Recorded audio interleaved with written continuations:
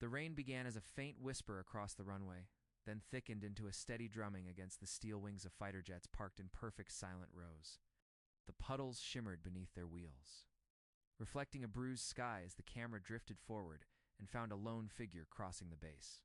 A duffel bag hung from her shoulder, weighed down by more than gear. Her name was Captain Alana Reed. To the skies she had ruled for years, she was known by another name, Valkyrie, was a call sign earned far from classrooms and ceremonies, forged instead in fire, sweat, and screaming metal. From the deserts of Afghanistan to the frozen edges of the Arctic, that day she wasn't heading toward her squadron. She was leaving it behind. Captain Reed. The voice cut through the rain like a blade. Heavy boots struck the pavement with sharp authority. Admiral Warren stood rigid beneath the storm, silver hair slick with rain, eyes cold and unyielding. "You're finished here." His words carried the weight of a verdict already decided. Round them, recruits, aircrew, even battle-hardened SEALs froze in place. No one challenged the admiral. No one ever did. Alana didn't protest. Her jaw tightened, but her voice remained steady. "Yes, sir."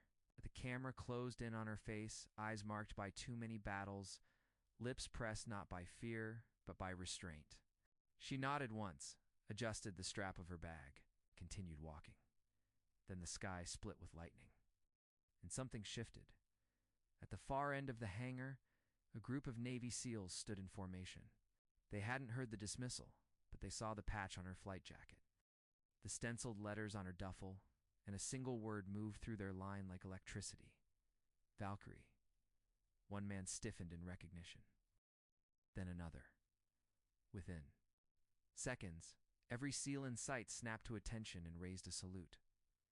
The admiral stopped mid-step.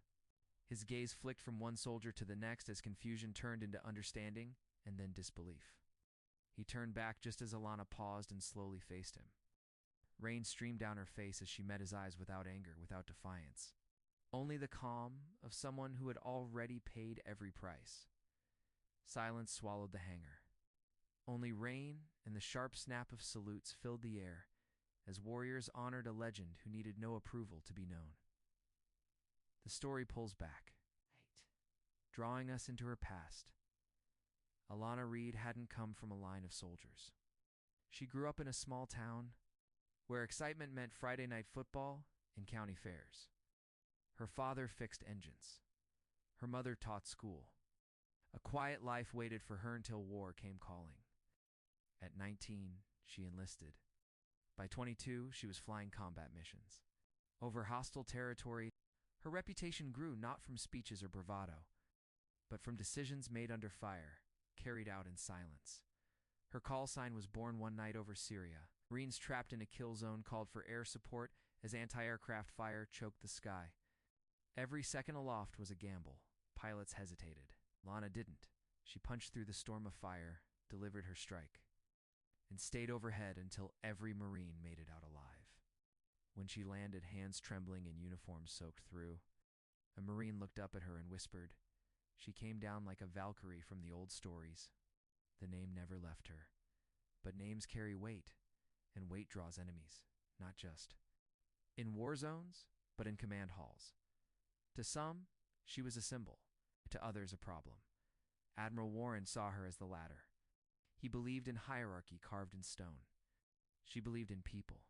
To her, rules mattered when they saved lives. To him, rules mattered because they existed. Collision was inevitable. When the opportunity came, he took it. Charges of insubordination, claims of reckless heroics that bypassed command. Oh. The paperwork was flawless. The outcome final. She was dismissed. Yet the men who had heard her engines roar overhead when hope was gone remembered her. The ones who walked away alive because she refused to turn back remembered. That was why on that storm-soaked evening, stripped of rank, in future, she was saluted. The music swells as the moment stretches in slow-motion hands snapping to brows. His face is hard and reverent. The admiral opens his mouth, but no words come. Then an older SEAL steps forward, scars lining his face, decades of war etched into his eyes. "Permission to speak, sir." Stiff nod. "That woman pulled my squad out of a kill box when no one else would fly," he says, pointing toward Alana. She's the reason I'm alive. With all due respect, Admiral Yu may outrank her on paper, but in the field, she outranks us all." The words hit like a hammer. The Admiral's shoulders tense as the truth settles in. Authority can demand obedience, cannot demand respect, Alana. Leaves the base that night without ceremony or farewell, only distant engines and the silent stares of soldiers who owed her their lives. But legends don't disappear. Months later, crisis erupts overseas. An Allied convoy is ambushed. Air support is grounded. Command scrambles, desperate for someone who knows the terrain, someone bold enough to fly where others won't. When the SEALs are asked who should lead the mission, every answer is the same Valkyrie. The final act ignites across the sky.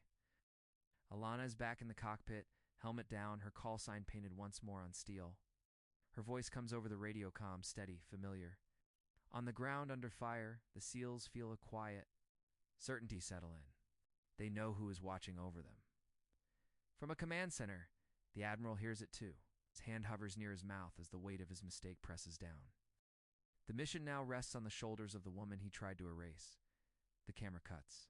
Between her jet weaving through tracer fire and the SEALs advancing with precision below, seconds stretch thin, breath is borrowed, then fire clears the sky. The convoy survives. The mission ends. Silence follows, then voices break through the radio, one by one. "Thank you, Valkyrie. God bless you, Valkyrie. You saved us again." The story closes, not with medals or speeches, but with Alana standing alone on a cliff above the ocean, sunset burning the sky gold. She sets her jacket down and breathes freely for the first time in years. Her story was never about recognition or glory. It was about a truth rarely written down, that the deepest respect isn't granted by rank or ribbon, but by the lives changed along the way. The final image lingers on SEALs in the distance, saluting her once more, not because they must, but because they choose to. The screen fades to black. Legends aren't written on paper. They're written in the lives they save. And as the music softens, the narrator leaves us with a final thought. If this story stirred something in you about sacrifice, respect, and the unseen battles fought every day, honor it the way warriors. Do like, comment, and subscribe, because these stories aren't just words. They're reminders that courage still walks among us.